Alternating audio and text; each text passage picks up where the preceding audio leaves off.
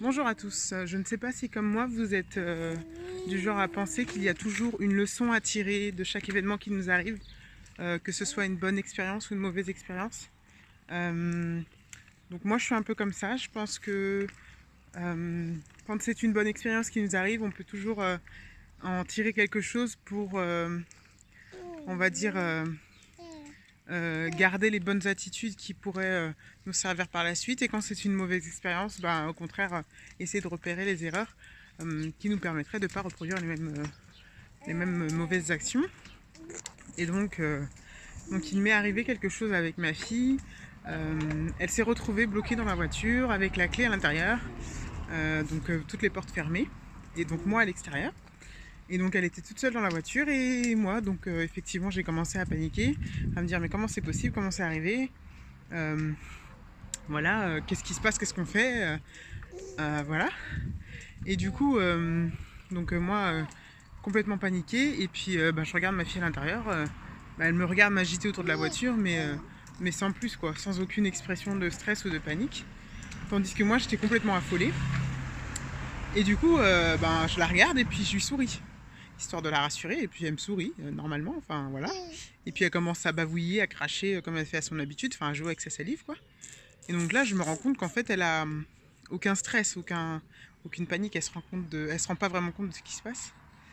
Et donc, voilà, tout se passe bien. Au final, on arrive à entrer dans la voiture pour prendre la clé et voilà, ouvrir les portes. Donc, ok, tout se passe bien. Mais par la suite, donc du coup, ça m'a fait penser à quelque chose. Et donc, depuis que j'ai ma fille, je suis souvent en train de comparer ma relation de parent avec ma fille avec celle que Dieu a avec nous, donc notre Père Céleste avec nous, ses enfants. Et donc, la manière dont elle était, ça m'a fait penser à un verset en Philippiens 4, verset 4 à 6, qui dit, verset 4 à 7 d'ailleurs, qui dit réjouissez-vous toujours dans le Seigneur, je le répète, réjouissez-vous toujours. Un peu plus bas, il dit ne vous inquiétez de rien, mais en toute chose, faites connaître vos besoins à Dieu par des prières et des supplications. Et ensuite, il dit et la paix qui surpasse toute intelligence gardera vos cœurs et vos pensées en Jésus-Christ. Et donc voilà. Pourquoi ça m'a fait penser à ça? Parce qu'en fait, euh, je pense que ma fille était rassurée parce que effectivement j'étais à côté d'elle et que j'étais pas loin et qu'elle me voyait et que voilà, il n'y avait pas de raison de s'inquiéter.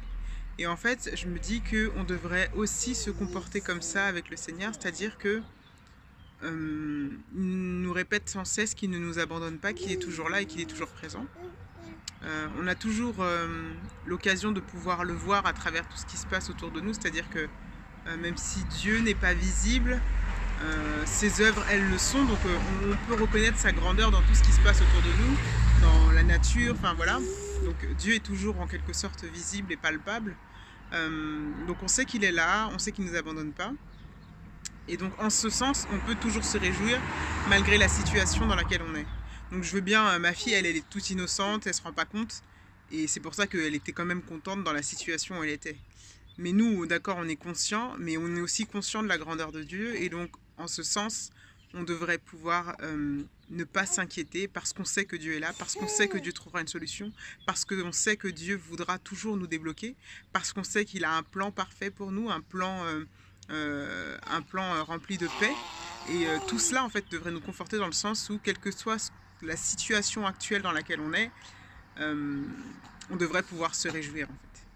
Donc, voilà. À bientôt!